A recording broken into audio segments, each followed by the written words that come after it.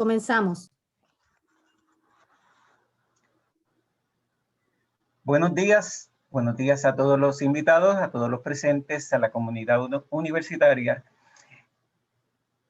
El Departamento de Español de la Universidad de Puerto Rico en Carolina tiene el placer de recibirlos hoy a todos en el preámbulo de la Semana de la Lengua con nuestro lema, el lenguaje, poderoso instrumento en la consagración de ideas y sentimientos. Esta semana y la siguiente vamos a celebrar también el microrrelato con una serie de actividades. Hoy comenzamos con nuestro conversatorio con dos distinguidas invitadas. Antes de pasar a las invitadas, queremos saludar y presentar al rector de nuestro recinto, el doctor José Mesa Pereira, a quien le pido que se dirija a ustedes. Doctor. Bueno, muy buenos días. Me uno al saludo protocolar. La encrucijada en la que vive Puerto Rico y el mundo nos lleva a recapacitar en torno a la urgente necesidad de reafirmar una serie de valores fundamentales y principios de vida que con el transcurrir del tiempo algunos están en franca decadencia y otros han sido sustituidos. Para poder retomarlos es necesario que reforcemos los lazos de comunicación. En ese menester, la lengua juega un rol protagónico porque, como reza en el lema del conversatorio de hoy, el lenguaje es un poderoso instrumento en la consagración de ideas y sentimientos. En su sana y prudente utilización, la lengua brinda a sus ejecutantes un inagotable caudal de riquezas y oportunidades que viabilizan la convivencia y el entendimiento entre los individuos, los pueblos y las naciones. ¿Acaso podría la humanidad convivir y navegar por los indescifrables mares del tiempo si no existiera el lenguaje? De seguro que no. Recordemos siempre, como expuso el célebre escritor madrileño Mario Alonso Puig, en su reconocida obra Vivir es un asunto urgente, que el lenguaje no solo describe la realidad, sino que además es capaz de crearla. Usemos el lenguaje para construir un mundo mejor. Felicito a la directora del Departamento de Español, a la doctora Zulma Penchi, al Comité de Actividades Departamental y a las escritoras invitadas, la doctora Carla Mojica y a la doctora Tania Nay Ramos, por brindarnos la oportunidad de dialogar sobre la importancia que reviste el uso del lenguaje. Éxitos y siempre adelante. Buenos días. De verdad que esta parte de riqueza del lenguaje muy apropiado en estos momentos en que vivimos, dado de que las páginas de Facebook lo pueden usar de muchas formas, pero usado correctamente es lo más hermoso que existe en el mundo. Nada, aquí mis palabras y que continúen con el protocolo. Adelante. Gracias al doctor José Mesa. Pregunto si está presente. Saludamos al doctor Rafael Méndez Tejada, decano interino de Asuntos Académicos, que aquí no se ve a todo el mundo. ¿Está? ¿O algún representante?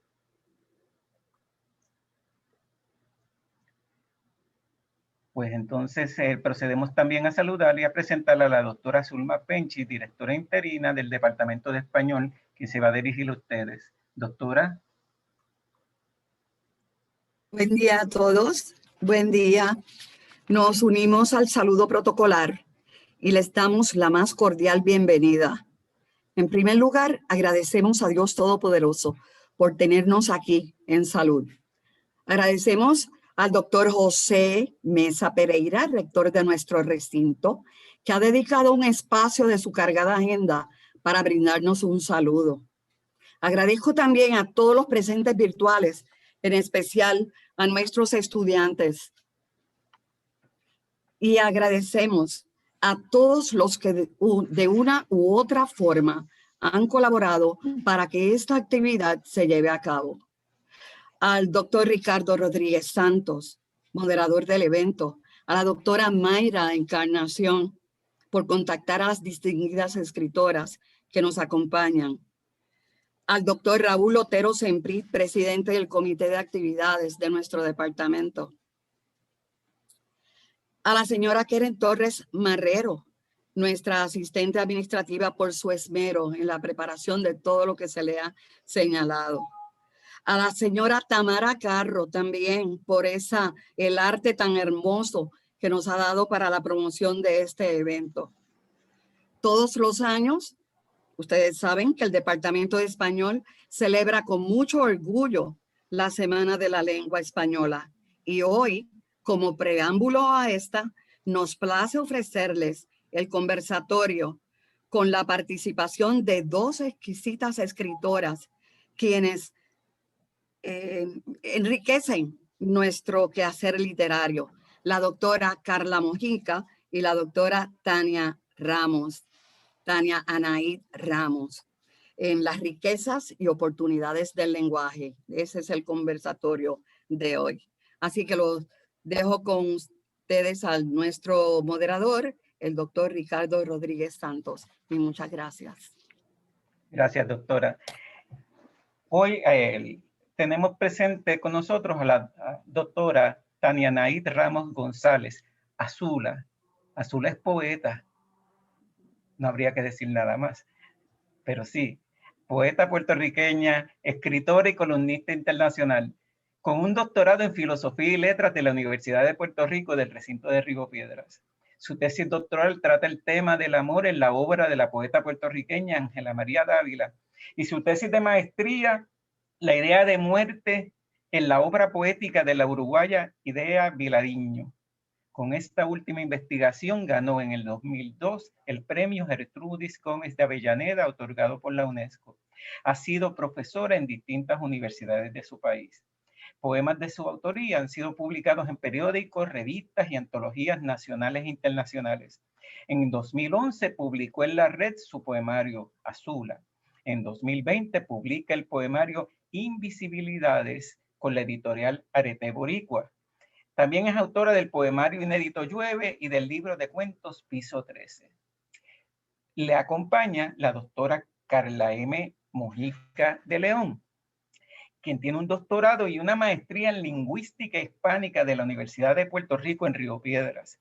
Recibió el premio Luis Llorens Torres, que otorga la Academia Puertorriqueña de la Lengua a la mejor tesis doctoral, titulada La pluralización de haber como proceso de gramaticalización.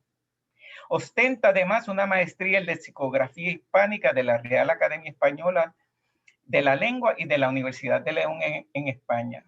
Fue investigadora de la Academia Puertorriqueña de la Lengua y profesora en la Universidad de Puerto Rico en Calley. Formó parte del equipo panhispánico de investigación lingüística de la Universidad de Bergen en Noruega y de la Universidad de EIFIT en Colombia.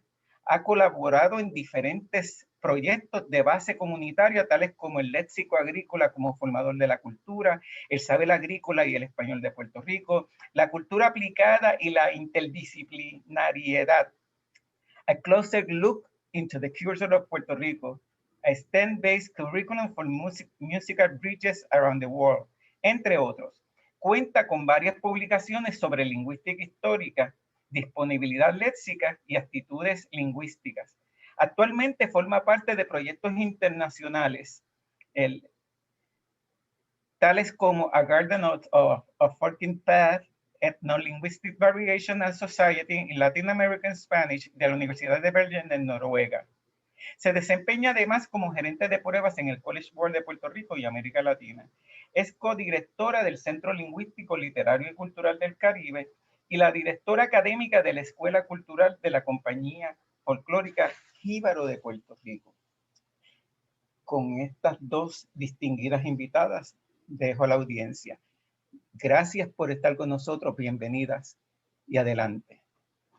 Muchísimas gracias, doctor Ricardo Rodríguez. Para nosotras es un inmenso placer poder estar aquí.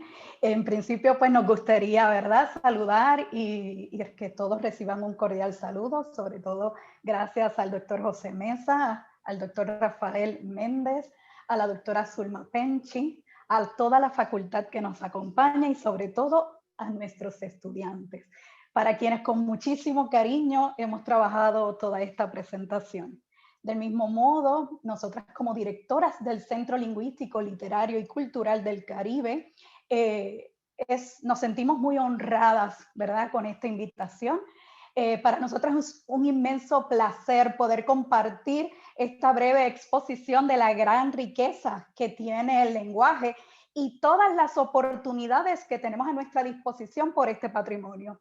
Aprovechamos también la ocasión para agradecerle a la doctora Mayra Encarnación por extendernos esta invitación y por siempre estar al pendiente de que sus estudiantes experimenten y reciban una diversidad de encuentros, charlas, que los beneficien, ¿verdad?, que los ayuden en su desarrollo tanto académico, personal como profesional. En la mañana de hoy, grosso modo, nos motiva y nos inspira a hablarles sobre la importancia que tiene el lenguaje. Y antes de comenzar, me gustaría compartir con ustedes unas palabras que evoco muchísimo y que atesoro, sobre todo porque provienen de mi gran maestra, la doctora María Vaquero. Y en su libro Palabras son palabras, ella iniciaba el prólogo y un ensayo de la siguiente manera: el idioma es de todos, así como lo es el aire, el sol, la luna. Y el tiempo, tal como lo hace con el vino, lo ha hecho bueno. Y si nosotros queremos, puede servirnos para cualquier cosa. Basta que busquemos un poco de paciencia y aparecerán esas palabras que necesitamos para todo, ya sean las de domingo, las pulidas o remilgadas, las cotidianas, las imprescindibles, esas que siempre están a nuestra disposición, las musicales y hasta las prestadas. Y con esta perspectiva es que nosotros iniciamos, ¿verdad?, toda esta conversación.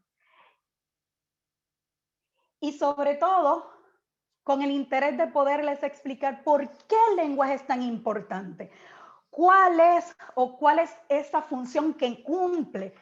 Y en realidad pudimos resumirlo desde estas dos perspectivas. Es que el lenguaje es la base de la comunicación del ser humano. Todos necesitamos comunicarnos, todos necesitamos ese espacio para poder expresarnos, decir, conversar, poder manifestar nuestros sentimientos, poder explicar todo lo que queremos explicarle a otro, compartir nuestros saberes, compartir nuestras inquietudes. Así que como base de comunicación, ya de por sí es importantísimo el uso del lenguaje. Como muy bien expresaba el doctor Mesa al inicio, ¿verdad?, en su saludo protocolar. Es decir, ¿qué seríamos nosotros sin el lenguaje? Es la manifestación que tenemos a nuestra disposición para expresarnos, para poderlo decir todo. Pero del mismo modo, el lenguaje a su vez es un instrumento de interacción social. Es decir, nosotros estamos inmersos, somos parte integral de una sociedad. Y el lenguaje también se va a ver, y la lengua se va a ver, ¿verdad?, se va a nutrir de todo lo que significa el contexto social, de todo lo que significa el componente cultural, la idiosincrasia de un pueblo. Imaginemos cuando en ocasiones decimos, ay, es que la piña está agria. Y rápido las metáforas de la vida cotidiana afloran, porque cualquier puertorriqueño puede entender perfectamente cuando alguien nos dice, no, hoy no puedo porque la piña está agria.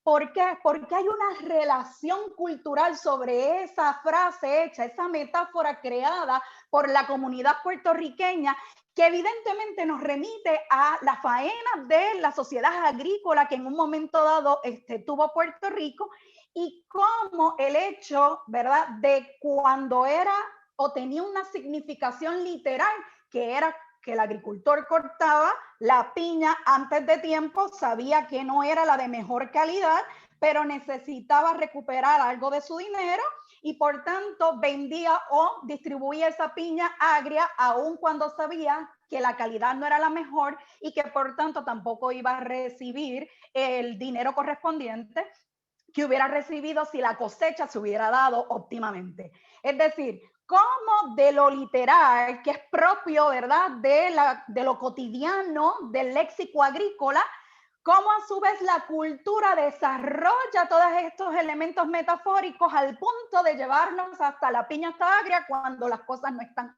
muy bien económicamente. Del mismo modo, como pensar, ay, eso es un mamey, facilito, ¿no? Algo fácil de hacer. ¿Qué mamey? O te cogió de mango bajito. Y nunca a veces nos detenemos a pensar qué de verdad habrá significado. ¿Por qué mango? ¿Por qué mango bajito? Claro, porque es fácil de agarrar. Cuando nos movemos a la idea de las faenas del campo nuevamente, a la agricultura, pues nos vamos dando cuenta cómo y de qué manera en Puerto Rico, y así sucede con muchísimos países, porque el contexto social es fundamental, cómo se comienzan a desarrollar sentidos, significados, metáforas que son propias de nuestra vida cotidiana. Bien, es por eso que con esta perspectiva, con esta visión, queremos que ustedes entonces comprendan cuál es esa importancia de descubrir ese saber, cuál es esa importancia que tienen las artes del lenguaje en nuestra formación, tanto como profesionales, pero también en lo personal. Porque aun cuando pareciera un discurso trillado, lengua es poder. Y en la medida que nosotros aprendemos sobre la lengua y nos empoderamos de todo ese conocimiento y toda esa riqueza que nos ofrece el saber lingüístico y literario, nosotros entonces tenemos a nuestra disposición muchísimas herramientas para poder alcanzar muchísimas y obtener muchísimas oportunidades. Sin embargo, todo este saber cobra sentido a partir de esa necesidad del ser humano desde el punto de vista de las humanidades y todo ese saber que se gesta cuando surgen las universidades. Las universidades como esa unidad del saber, y dentro de esa unidad del saber, la importancia que tiene el trivium. Y para eso dejo a la doctora Tanianaí Ramos. Buenos días. La universidad del saber, la unidad del saber, la unitotalidad. Decía Kant, la totalidad del saber, ¿verdad? Más de 8 siglos de historia tienen las universidades. Antes fueron escuelas, ¿verdad? De acuerdo al lugar donde se originaba y se compartía ese saber, las escuelas palatinas, porque eran en los palacios, las monásticas y las catedralicias.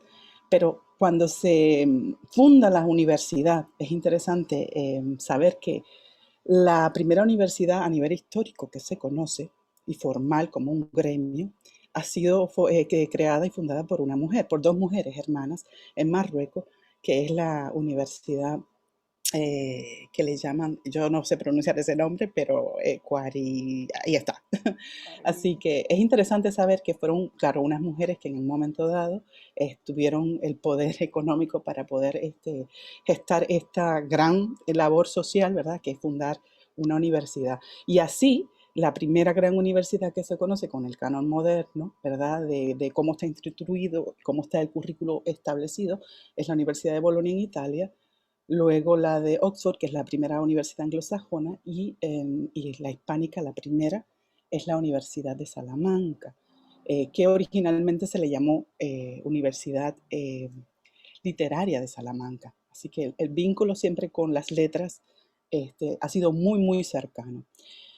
Como ese saber aprender y con el saber enseñar, no solo con la vista, decía Derrida cuando hablaba sobre la universidad, ¿verdad? Y reflexionaba sobre el lugar de la universidad en la actualidad. No solo con la vista, la inteligencia, los medios audiovisuales o la memoria, sino que hay que saber oír y poder escuchar eso que resuena. Por eso él hablaba de cerrar los ojos para poder saber. Así que la naturaleza y finalidad de la universidad siempre va a ser esa reflexión y la crítica, ¿no? Ese choque entre ideas, ese pensamiento, más que la productividad, la eficacia o la rentabilidad, criterios que se han jerarquizado en las transmisiones del saber y que nos hemos desviado en el camino, porque el saber realmente no es tan cuantificable, ¿verdad? Lo interesante de las universidades cuando se fundan en la Baja Edad Media son las facultades que empiezan ¿verdad?, a surgir. Obviamente la teología ha sido la primera de ellas, la filosofía dentro de las artes liberales, la medicina y el derecho. Así que todo, ¿verdad?, bajo los conceptos originales de la educación socrática, de ese saber sin compromiso, con una total independencia, ese saber que reconoce que ninguna autoridad existe, sino que se respeta más bien la verdad en sus formas infinitas. Así que la búsqueda de la verdad que se sustenta en la voluntad siempre de un saber que es un sinfín, que es un fin en sí mismo, quiero decir. Y ahí aparecen, interesantemente, las 7 artes liberales, que es el quadrivium y el trivium. Es interesante también que quiero mencionar algunos detalles, es que la medicina originalmente, en la medicina estaba implícita dentro de la física para más o menos el siglo V, y se veía como un arte servil o manual, así que era propio de los esclavos. Y a diferencia de las disciplinas de la mente y del espíritu, que son las grandes artes liberales, que eran las que propias del hombre libre, digamos. Así que hay una jerarquización también, donde las artes liberales estaban por encima. De hecho, para empezar, los estudiantes de esa época debían estudiar 6 años las artes liberales antes de entrar a la escuela de lo que diríamos ahora los estudios generales se llamaban antes de medicina o de derecho. Así de importantes eran. Además, el trivium, que era la preparación necesaria para el estudio del quadrivium, porque obviamente el trivium, que está compuesto de la gramática, la lógica o la dialéctica y la retórica, sin eso no se podía comenzar el currículo completo, así que era fundamental y se empezaba por ahí. Y me voy a detener un poquito aquí porque es tan importante y es lo que queremos nosotros de alguna manera rescatar o crear esa conciencia de la importancia del trivium en la educación y en la vida, ¿no? El conocimiento, la gramática como el conocimiento. De hecho, hay algunos teóricos que hablan del trivium como uno la entrada, el otro el procesamiento y el otro la salida. La gramática es ese conocimiento, ¿verdad?, inicial. Luego, una vez entendido, se procesa ese conocimiento a través de la lógica o la dialéctica y luego se exterioriza con esa sabiduría a través de la retórica. Así que gramática como una mecánica del lenguaje en el que el estudiante, ¿verdad?, o el ser humano es el principio de la identidad, se puede reconocer, puedo nombrar, esto es un árbol y no es otra cosa, por ejemplo. La lógica o la dialéctica, la mecánica del pensamiento, del análisis, del proceso de la identificación de lo que es cierto, de lo que no lo es, de la argumentación, de las declaraciones, que es fundamental para la existencia humana en ese proceso de reflexión. Y obviamente la retórica, porque es la aplicación de ese lenguaje con el fin de instruir, ahí están nuestros grandes maestros, y de persuadir tanto a un oyente como al lector. Próxima. Así que, ¿por qué? ¿Por qué la riqueza? Todo esto contextualizando, ¿verdad? Porque me parece importante decir de dónde viene y qué es lo que hemos perdido, porque es tan importante el trivium, y ahí radica, ¿verdad?, la riqueza del lenguaje. Es precisamente ese trivium, ¿no?, esa riqueza lingüística que ya vamos viendo desde esa necesidad de encontrar el saber, que muy bien lo podemos apreciar en la universidad con esa visión de las artes liberales, entra y trae como importancia formularnos muchísimas preguntas sobre, porque todos hemos sido estudiantes, ¿no? ¿Por qué tenemos que seguir aprendiendo sobre lengua? ¿Por qué tengo que coger, otra vez otro curso de español? O, ay, Dios mío, otra vez la ortografía. Pero ¿cuáles son las razones por las que nosotros tenemos que continuar, ¿verdad?, en ese proceso de formación para poder entender y comprender todas las dimensiones y las oportunidades que nos ofrece la lengua.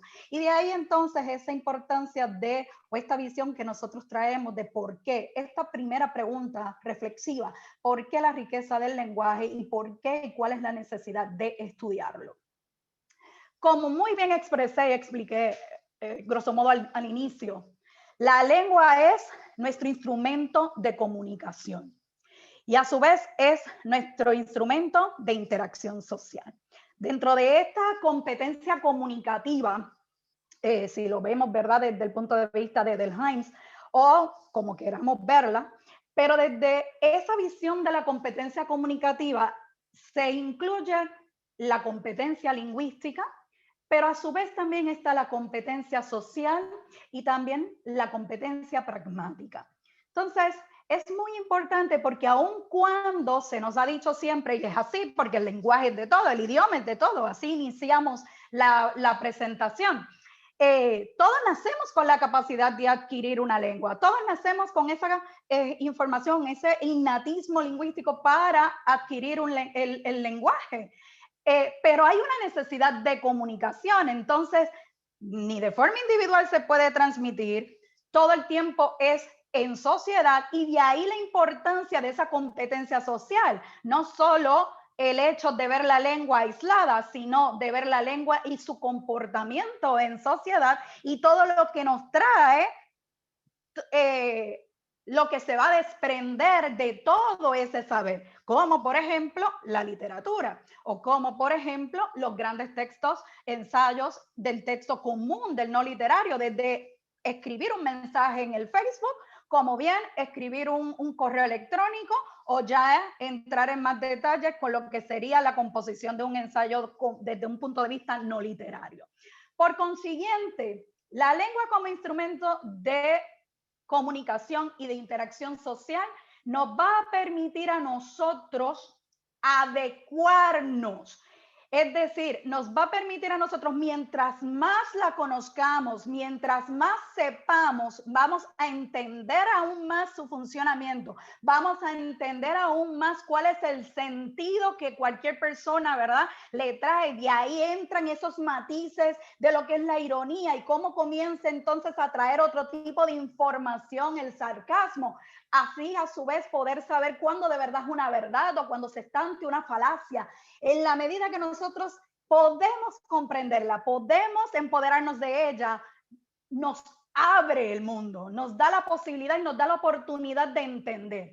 Y como muy bien decía el doctor Humberto López Morales, un hablante culto o un usuario de la lengua desde una perspectiva culta es aquel que tenga la capacidad de poderse mover en cualquier registro lingüístico. Y para poder moverse en cualquier registro lingüístico, tenemos que dominarlo. Tenemos que tener la capacidad de entender desde la manera en que el niño comienza, ¿verdad?, a palabrar todo y cómo el niño comienza a adquirir la lengua. A su vez, a entender el porqué de la escolaridad, porque no podemos entrar en la gran controversia de que si venimos capacitados de forma innata, pues entonces, ¿por qué tenemos que seguir educándonos al respecto? Claro, es que dentro del proceso de adquisición lingüística, evidentemente nosotros tenemos hasta un periodo, que ese periodo se va a nutrir, se va a desarrollar en la medida que nosotros también nos instruyamos, nos eduquemos, conozcamos, aprendamos sobre nuestro instrumento de comunicación. Bien. Y entonces, presento este mapa conceptual un poco para que ustedes puedan ver cómo dentro de toda la situación comunicativa cómo en realidad la situación comunicativa es tan compleja.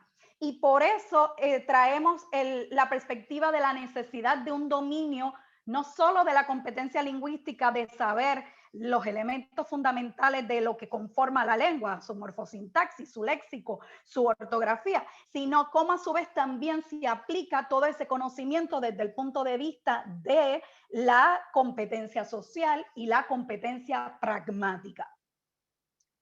Es por eso que cobra muchísimo sentido el hecho que entremos a capacitarnos y a instruirnos sobre la importancia que tienen las artes del lenguaje y podamos entonces iniciar un proceso de aprender a escuchar qué es lo que se dice.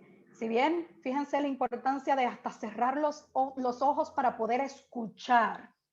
Cómo el escuchar y entender y comprender nos lleva y nos permite a su vez también entrar en ese proceso del hablar. Bien, y aquí evidentemente dentro de una perspectiva de lo que es la lengua oral, ¿no? Lo que implica la oralidad. A su vez, la importancia que tiene leer, comprender lo que leo, comprender lo que se dice, llegar y poder trabajar y entender y hacer inferencias adecuadas, apropiadas. Y luego cómo a su vez ese proceso nos lleva a escribir, a desarrollar entonces, a procesar todo ese conocimiento, todo ese saber y plasmarlo dentro de lo que sería el componente escrito. Y bien, con esta distinción es fundamental que entremos a diferenciar estos dos tipos de lenguaje, ¿no? De lo que es la oralidad y lo que es entonces la lengua escrita. Aquí no estoy entrando de lleno al sentido, ¿verdad?, que tiene la oratoria, porque ya la oratoria es un discurso escrito, es un discurso con el que ya nos hemos organizado, preparado, trabajado para exponerlo, sino que vamos a hablar en sentido estricto de lo que es la diferencia entre la oralidad y la escritura, fundamentales para poder entender precisamente estas artes del lenguaje. Primero, fíjense que la oralidad se adquiere de forma natural. Por eso siempre hablamos de que todos, ¿verdad?, venimos capacitados y equipados para adquirir una lengua. Sin embargo, la escritura exige la enseñanza explícita para que podamos descodificar esos símbolos que van a ser arbitrarios respecto al lenguaje oral. La lengua oral se basa más en aspectos, ¿verdad?, acústicos, de sonido, de ahí la importancia de la fonética y la fonología para poder entender qué cosas suceden cuando transfiero esa oralidad y cuando ahora la tengo que evaluar desde el punto de vista de la escritura. Imaginemos, ¿verdad?, esa H que en muchísimas ocasiones nos enloquece porque no es un fonema, no, fonéticamente hablando no está representada, pero la tenemos que entonces transferir a la lengua escrita. Pero ahí también hay unas reglas, hay un porqué del uso de esa H, de la que no podemos prescindir de la lengua escrita, porque ahí se perdería esa conexión con esa F latina de facere y hacer, ¿bien? O del mismo modo folia, el folio, las hojas, que eventualmente dio hoja. Es decir, hay unas razones por las cuales esa H existe en la escritura del español, aun cuando en la oralidad ¿verdad?, no forme parte. Del mismo modo, ¿por qué entonces en palabras como ovario, óvono, y cuando tenemos huevo hay que escribir esa H? Claro, es que se da una diptongación al inicio de palabra. Por tanto, esa secuencia UE tiene que llevar esa H inicial, aun cuando el resto de las familias de palabras no la lleven. Es decir, comienza a darse toda esta reflexión que nos permite entender una y otra, es decir, poder entender cuáles son esos fenómenos característicos e importantes de la oralidad y poder entender qué es lo que sucede en ese código escrito, qué es lo que pasó, por qué se dio. Y en muchas ocasiones perdemos de perspectiva preguntarnos los porqués. A su vez, la oralidad es espontánea, ¿bien?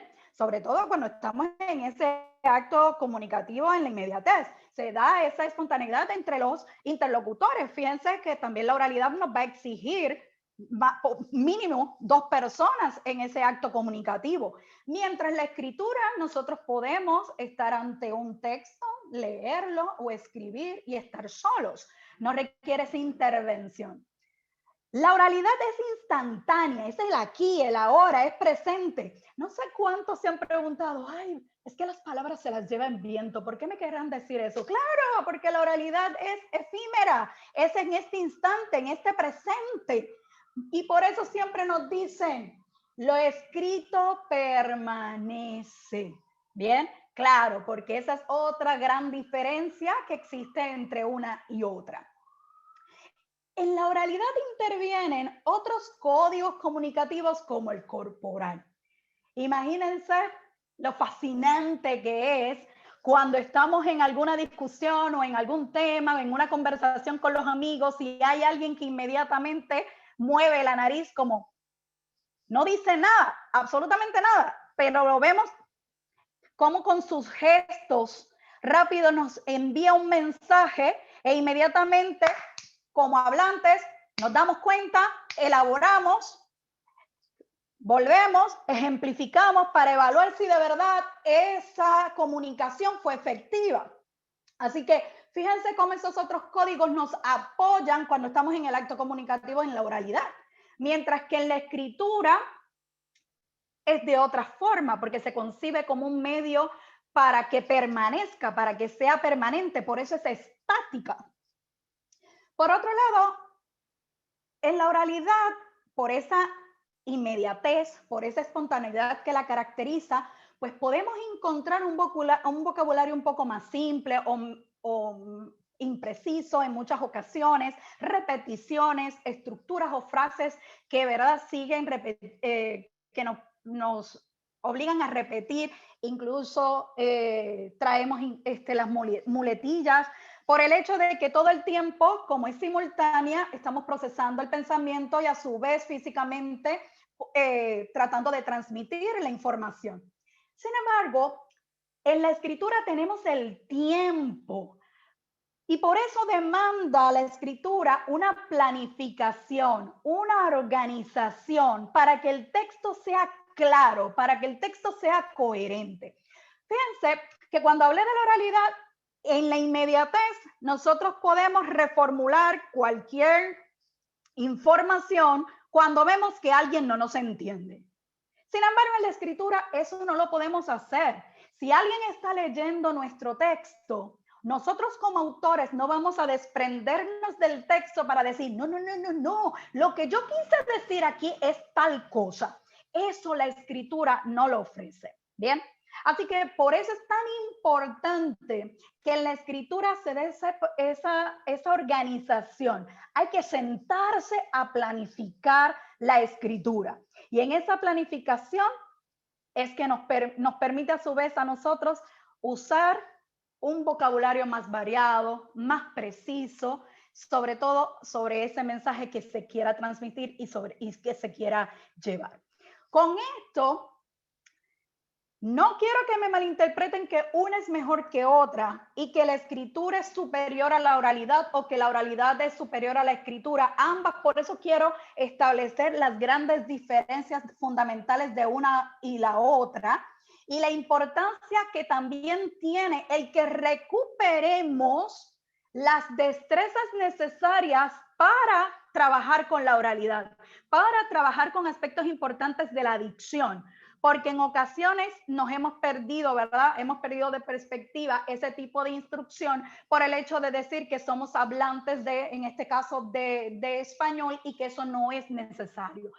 Sí es necesario. Todo lo que implique aprendizaje, conocimiento de la lengua es necesario, es importante. Imagínense ustedes, por ejemplo, la importancia que tiene también conocer todos estos fenómenos lingüísticos de la oralidad, sobre todo con el caso de nosotros los puertorriqueños que solemos lateralizar la R. Pero caramba, que jamás vamos a decir lico. Podemos decir puerto, pero nunca vamos a decir lico. Y eso tiene unas razones fonéticas fundamentales por la coda fonética que si nosotros como hablante las dominamos, no permitimos que ningún hablante tenga que burlarse de nosotros por nosotros tener que lateralizar la R, perdón. Bien, así que es nuestra herramienta, es todo, y como es de interacción social, por eso tenemos que tener cuidado con las percepciones y las actitudes que se pueden desarrollar desde el punto de vista lingüístico. Con todo esto, importancia que trae consigo el conocimiento de ese trivium y sobre todo cómo se plasma ese trivium en la oralidad, pero también en la escritura, dejo a Tania Naid Ramos para que les explique cómo en la literatura ese trivium se consolida, ya que exige un amplio conocimiento de la lengua y del lenguaje. Tania. Sí, y es que es una responsabilidad de todo, ¿verdad? Ser humano, ¿verdad? Es un acto de civismo conocer nuestra lengua. La literatura y la importancia, bueno, pues la literatura también es un medio de comunicación, ¿verdad? Está basado, es la misma base que tiene la lengua y de interacción social. Aquí no voy a hablar ni de géneros, ni de figuras literarias, ni de corrientes literarias. La literatura, como ese cúmulo de saberes que tienen unas personas para escribir o para leer de una forma correcta, porque también la literatura no es correcta en ciertos aspectos. La función principal sigue siendo la de transmitir conocimiento o de ampliar ese conocimiento, ampliar el conocimiento que tenemos de la cultura en general y, por supuesto, ampliar nuestro léxico y adquirir mayor vocabulario. Hay unas distinciones, ¿verdad? Existe una literatura oral importantísima, que es la más antigua, igual que en la lengua, ¿verdad? Hay una literatura oral y hay una literatura escrita. La oral es la más antigua, está obviamente vinculada con las creencias populares y de transmitir entre los habitantes ese conocimiento, esas costumbres de los ciudadanos a través de cuentos, leyendas y mitos. Así que sus orígenes es que sea escuchada, recitada, cantada, porque sobre todo la lengua griega es muy musical. Así que es importante escuchar esa melodía y esa riqueza, porque la lengua griega también es muy rica en léxico. Así que esa literatura oral está ahí, todos los pueblos la han tenido y la mantenemos también, ¿no? ¿A quién no ha pasado por la experiencia de que alguien le haga un cuento en algún momento de su vida y lo importante que es para nuestro desarrollo, para desarrollar la imaginación también? Así que la literatura oral es muy importante. Y luego, obviamente, la literatura escrita, que sí comprende, porque se van desarrollando lo que conocemos ahora como los géneros literarios, pero que en un principio se escribía sobre tabletas de arcilla, paredes, rocas y bueno, luego los papiros y posteriormente en el papel como lo tenemos ahora, bueno, y medios electrónicos, que también es parte de los medios que tenemos para estar en contacto con la literatura. En la próxima, hay unos procesos cognitivos que se van dando, son muchos. Yo voy a destacar para mí los fundamentales dentro de la literatura, que son parte también de nuestro lenguaje, ¿no? Simbolización. Los múltiples sistemas simbólicos que se constituyen en los contextos culturales determinados, ¿verdad? Porque en cada cultura alguna palabra significa algo distinto. Entonces, esa simbolización de cómo se mueven esos significados es un proceso y hay que dominarlo, y se domina cuando se conoce la lengua. Así que esos son aspectos importantes que son sociolingüísticos y pragmáticos también dentro de la lengua y fundamentales para la creación literaria. Esas variantes polisémicas, porque es la representación, ¿verdad?, de esta interpretación de una persona acerca de algún hecho particular que se va a hacer a través de la lengua y de esos significados. Así que en algunos textos vamos a encontrarlos en fragmentos, a veces el texto es inmenso, pero hay un fragmento que nos lleva a ese simbolismo que es fundamental. Y ahí está la clave probablemente de un texto literario. Así que esas son pistas y es importante y es un proceso fundamental ante la creación literaria. Luego, obviamente, la creatividad, porque ese es el laboratorio del lenguaje. Crear, representar mundos e integrar saberes y experiencias a través del lenguaje. es fundamental también. Y obviamente la imaginación, de cuánto se ha escrito sobre el amor, cuánto se ha escrito sobre el dolor, y la experiencia sigue siendo diferente porque es parte de una imaginación, ¿verdad? Que tiene ese escritor, ese ser humano, que lo va a hacer singular. Por eso las obras literarias son únicas, ¿verdad? Y se va dando esa gestación, esa originalidad a partir de esa gran imaginación que se activa. En la literatura, volvemos a repetir, la literatura podríamos decir que es la consolidación de ese trivium, porque ahí está todo, ¿verdad? ¿Qué aspectos importantes tiene el hecho literario? Bueno, pues en principio potenciar la comprensión. Un texto que leamos y no comprendamos va a ser problemático para nosotros. Es importante comprender lo que leamos. Y obviamente la producción textual, porque ese es el fin, ¿verdad?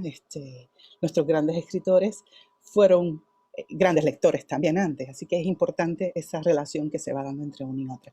Ahora, siempre va a haber múltiples enfoques a la hora de trabajar con la comprensión.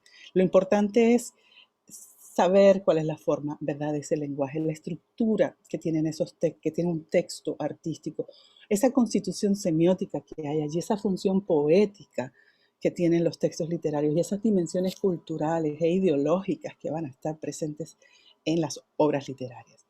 Número 2, nos modelan una lengua y sus adecuaciones lingüísticas. Pienses en la ortografía, la morfología y obviamente la aprehensión léxica.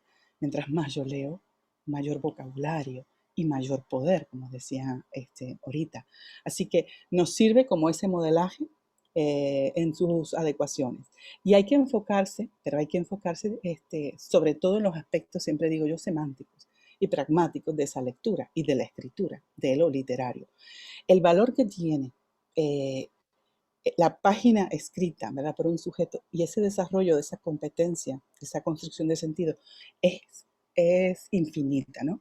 Porque realmente a la hora de escribir, a todos nos toca escribir en algún momento, nosotros también nos estamos consolidando como sujetos, nos hace presente, eso nos lleva, ¿verdad?, nos regresa a la vida en el momento de la escritura, no tan solo del hablar. Es un proyecto cultural histórico, ya se ha trabajado muchísimo y sobre todo otra de las características del hecho literario es ese goce estético y de los sentidos. ¿Pero por qué? Porque ante todo es parte de nuestra formación humana. Así que me parece que la riqueza del lenguaje, y vuelvo otra vez al trivium, ¿verdad?, está en ese lugar. Conocer esa gramática, dominar, ¿verdad?, ese procesamiento del pensar y luego poder exteriorizar, poder comunicar lo que queremos a través de esa lengua tan rica que nos brinda tantas oportunidades. Y dentro de todas esas oportunidades, a partir precisamente de esa importancia del trivium, nosotras queremos compartir con ustedes, estudiantes, que quizás a lo mejor veían algo, ok, es que esto viene como desde las universidades medievales por allá, pero ¿cómo esto nos ayuda en la actualidad? Bueno, todo eso es importante y por eso quisimos contextualizarlo, ¿bien? Por la importancia que cobra este trivium en todos los aspectos de nuestra vida. Pero para ello, por eso quisimos añadir unos ejemplos, 2 ejemplos queremos compartir de la importancia que tiene el trivium actualmente. Porque según Forbes, las 10 habilidades profesionales que mayor demanda el mercado laboral, entre esas 10 hay 3 que son importantísimas. Más allá del trabajo en equipo y de la resolución de problemas, las organizaciones y las empresas buscan la comunicación eficaz. Así que ya de por sí, fíjense cómo el mundo laboral también regresa a ese trivium y exige y trae como una de las habilidades importantes el hecho de que las personas sean profesionales, capaces de comunicarse correctamente y capaces de comunicarse verbalmente. Así que Fíjense ya la importancia del aspecto de la lengua oral, ¿no? El hecho de esa comunicación eficaz desde el punto de vista del verbatim, de lo verbal. Pero del mismo modo exigen el análisis y procesamiento de información. Por lo tanto, para nosotros poder llegar a un análisis, tenemos que estar capacitados, tenemos que estar claros de cómo comprendemos, cómo, ¿verdad? Entendemos todo lo que se dice ahí o lo que está plasmado en ese texto, en ese artículo o en esa información. La analizamos y logramos procesar la información, pero con un interés importante, que estemos capacitados para poder redactar, para poder comunicar esos hallazgos, de manera que a su vez también entra nuevamente la escritura a tomar relevancia en estas 10 habilidades, porque pide que la persona tenga, ¿verdad?, el conocimiento claro y que pueda desarrollar y elaborar buenos informes completos, coherentes y claros. Y ahí toma relevancia y muchísima importancia todo lo que implica las destrezas de redacción. Por otra parte, ya vamos observando que en las facultades hay unos requisitos adicionales de admisión. No es más allá de cumplir con todo lo que, ¿verdad?, ellos suelen ofrecer, sino que a su vez añaden que los candidatos graduados deben dominar las artes del lenguaje, por lo menos esa idea del hablar y el escribir en español. Así que fíjense la importancia, y de hecho ya yo sé que muchísimas facultades exigen que los estudiantes tengan cursos adicionales en lengua y literatura si quieren formar parte de las escuelas graduadas de su recinto. Por consiguiente, lo que queremos compartir con ustedes es la importancia que tiene y todas las oportunidades que la misma lengua nos provee para poder tener poder, en el buen sentido de la palabra, ¿eh? Esa idea de lengua como poder, el poder para podernos comunicar efectivamente. Solo hay mundo donde hay lenguaje, decía Heidegger, y quien sea capaz de dominar su lenguaje llegará a poseerse. Muchas gracias. Muchas gracias a todos.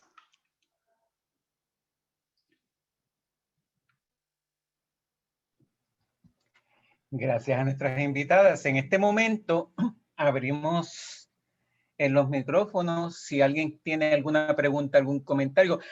Yo me reservo el privilegio de empezar yo de hacer un comentario, hacer una pregunta. Siempre le comento a mis estudiantes acerca de que los antiguos griegos preferían el lenguaje oral sobre el escrito, porque preferían tener la persona de frente.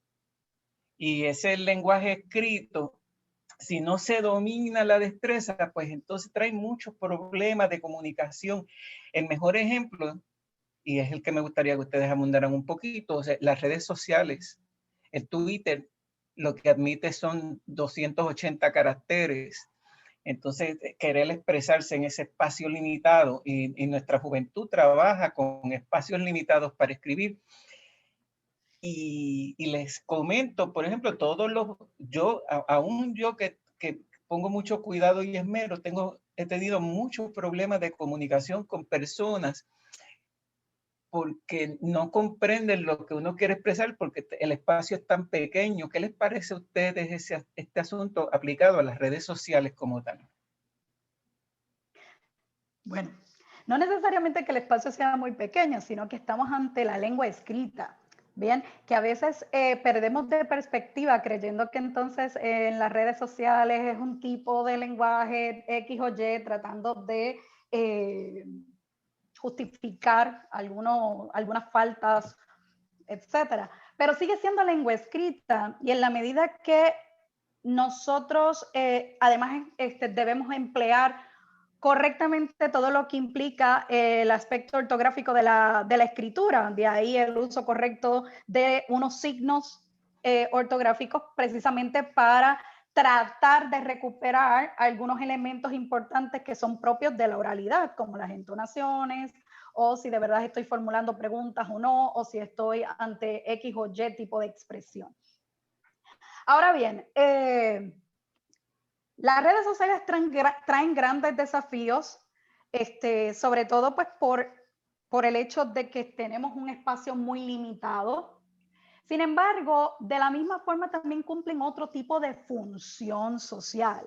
Entonces ahí es que nosotros tenemos que tener cuidado en ocasiones en cómo vemos o cómo analizamos todos estos recursos que se han desarrollado y del que todos ahora somos partícipes. No sé si Tania quiere añadir algo más. Sí, estoy de acuerdo. Es difícil también, cuando tú hablas de espacios reducidos, es difícil escribir bien en pocas palabras. Entonces, la necesidad es casi una lectura, es como una escritura, es una oralidad, porque la verdad es que estamos tratando de transferir la oralidad a esa escritura inmediata, de resolver un problema, ¿verdad? De comunicar algo. Exacto. Entonces, en ese sentido se acerca mucho más la comunicación en las redes sociales a la oralidad que a la escritura formal, ¿no? Lo importante también es que nosotros aprendemos por los ojos, ¿verdad? El conocimiento viene por los ojos. Entonces, mientras mayor cantidad de errores ortográficos, como decía Carla, que están ahí, no es un capricho el que exista la acentuación y los signos de puntuación, están ahí para hacer ciertas pausas, para marcar el ritmo de esos significados en esa lectura. Si los conocemos y los podemos usar, pues, y nos llegan por los ojos, pues entonces vamos a emular correctamente también esa belleza que tiene la lengua, porque es así. Entonces, a mayor cantidad de errores, bueno, pues lo que hay es una mayor reproducción, porque es exponencial la cantidad de errores que vamos a ver en las redes sociales. Sí, hay un comentario en nuestro chat de Ania Parrilla. Ella escribe: yo les recomiendo a mis estudiantes de ciencias naturales que tomen cursos electivos en humanidades, especialmente literatura, para que aprendan a pensar, analizar, redactar y expresarse bien oralmente.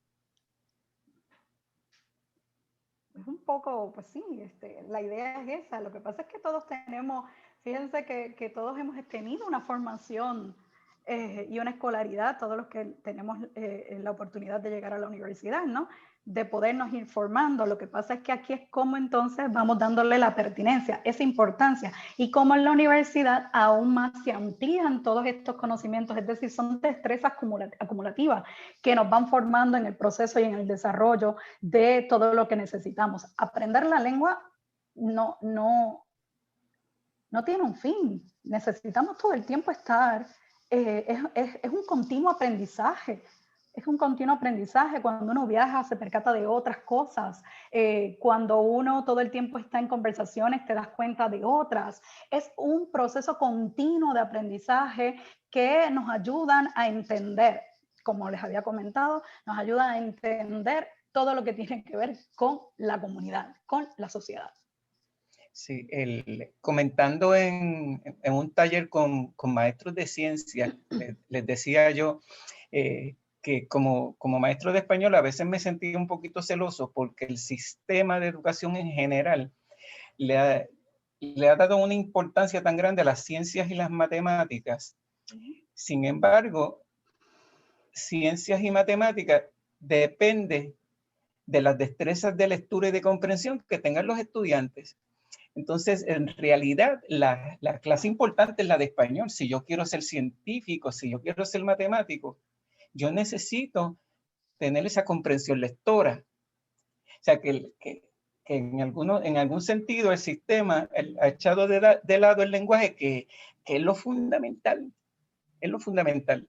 Hay otro y necesario, sobre todo, viendo la lengua como un sistema, que es un sistema matemático también. Entonces nos permite comprender, cuando uno comprende las relaciones lógicas desde el punto de vista lingüístico, va a entender con claridad las operaciones lógicas matemáticas.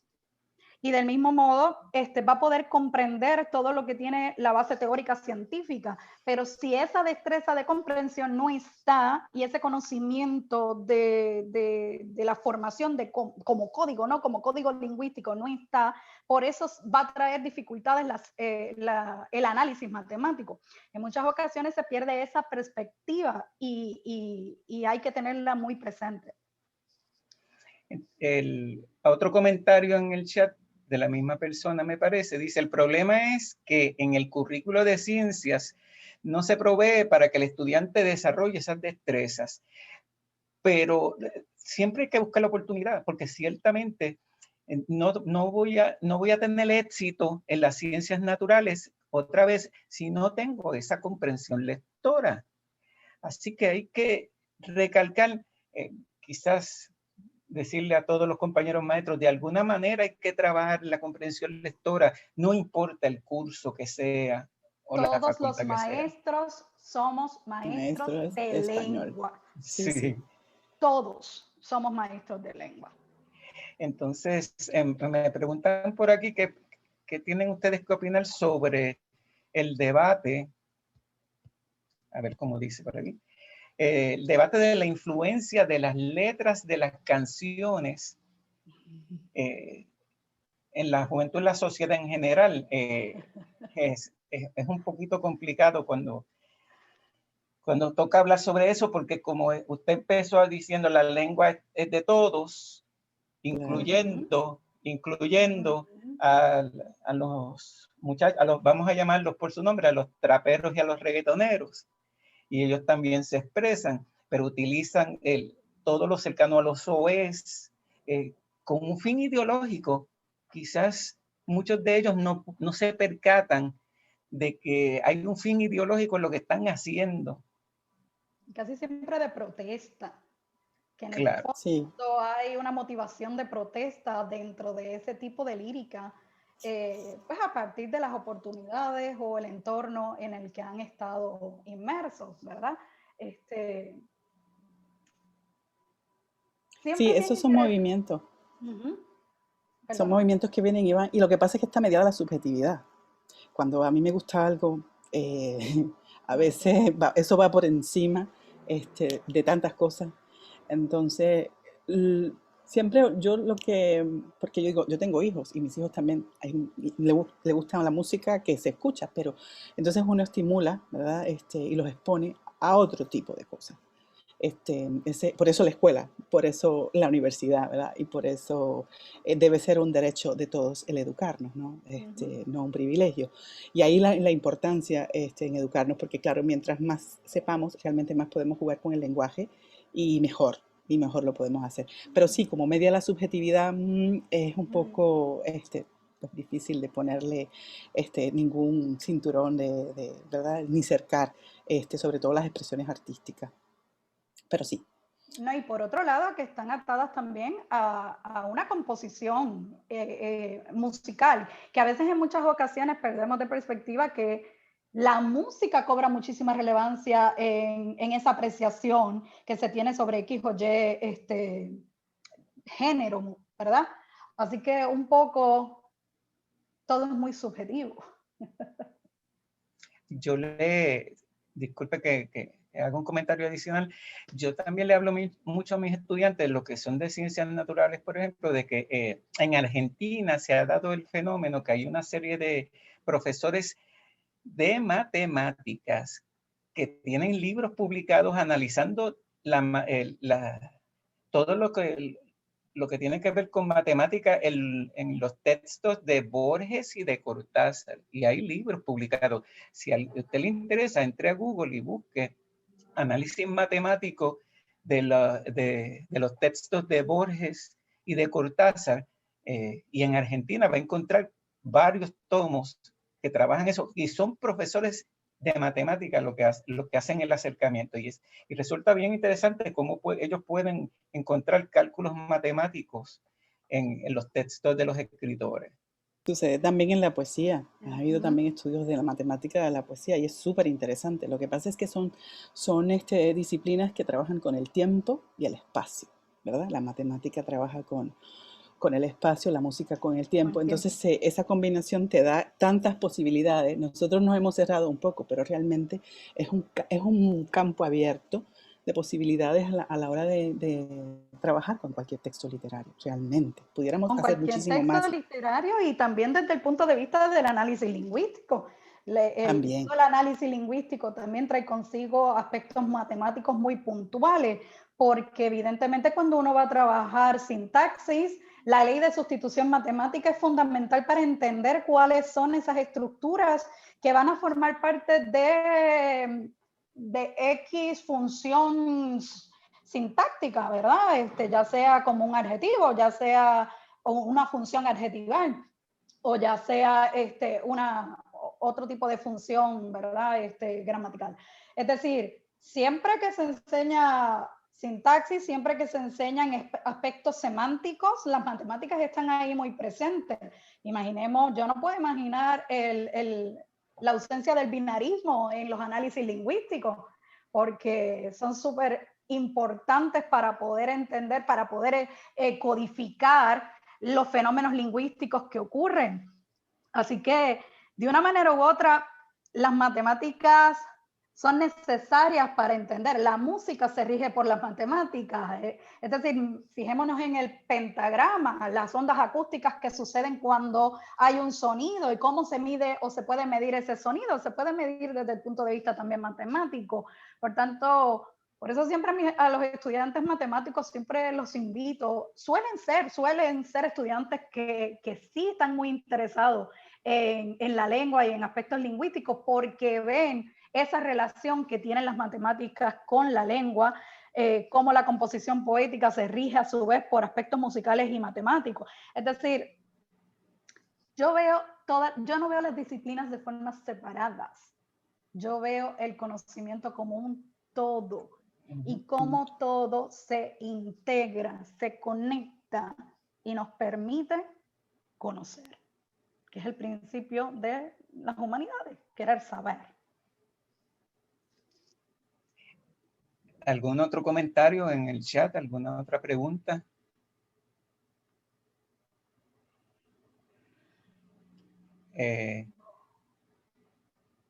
No hay preguntas. Creo que entonces podemos ir recogiendo. Me gustaría que nuestra directora, la doctora Penchi, dijera algunas palabras para cerrar este conversatorio, que ha sido delicioso. Yo me lo he disfrutado. Excelente. Doctora Penchi. Realmente. He colocado allí para ellas, muchas gracias por tan excelente participación. Las felicitamos y esperamos que puedan estar con nosotros en alguna otra ocasión. Hay muchos estudiantes míos aquí presentes. Yo tengo la clase con ellos a las 2:30 y les dije, mira, ustedes tienen que estar allí. Va a estar excelente. Así que lo que yo les he hablado a ellos también sobre estas artes del lenguaje, ellos lo saben, se lo he dicho. Es importante cómo se deben comunicar. Es importante la comunicación, sobre todo para ir a buscar un empleo, ¿verdad? Y ellos son jovencitos y ellos me dicen, profesora, pero eso no me lo dieron en escuela intermedia ni en escuela superior. Ahí está el detalle. Allí está el detalle. Por ejemplo, los cambios que hubo cuando la Real Academia en el 2010, que dice hay unos cambios en la ortografía. Pues ellos tenían 8 añitos, porque fue en el 2010, ¿cuántos? 11 añitos, ¿verdad? Tendrían ellos. Y yo les digo, pero ¿cómo es posible que tu profesora o tu maestra tu maestra de español? Hay que concienciar también a estos profesores, a estos maestros, para que le lleven esos cambios a los estudiantes, porque es como un círculo vicioso. Si no llegan a tener esos cambios, ¿cómo van a hablar? Díganme. Así que muchísimas gracias a Carla, excelente, me encantó. A Tania, como siempre, excelente también su participación y esperamos que vuelvan a estar con nosotros. La semana próxima tenemos la Semana de la Lengua. Tenemos 2 escritores también magníficos, el doctor Fernando Valls, escritor español, y tenemos también a la doctora argentina, escritora Shua, que va a estar con nosotros también. Y creo que tenemos, Ricardo nos había dicho que tiene otro invitado, así Sí, que sí. cuento con la presencia de ustedes también acá. Sí. Basilio Pujante Cascales va a estar también con nosotros, hablando sobre microrelatos, que sería un tema para estar hablando un rato con ustedes dos. Y sobre todo, Tania sabe que sobre todo los cuentos ultracortos, yo les recomiendo si hay algún profesor de ciencias naturales que trabaje los microrelatos de vez en cuando con los estudiantes para trabajar la comprensión lectora, porque el tema de la elipsis, lo que se deja sin escribir, permite un desarrollo grande de la comprensión lectora en los estudiantes, bien utilizado y bien encaminado. Gracias a las dos. Muchas gracias a todos los presentes también. Excelente. Y pues, gracias. Gracias por la invitación. Gracias a ustedes. Hasta luego. Excelente participación. Me encantó.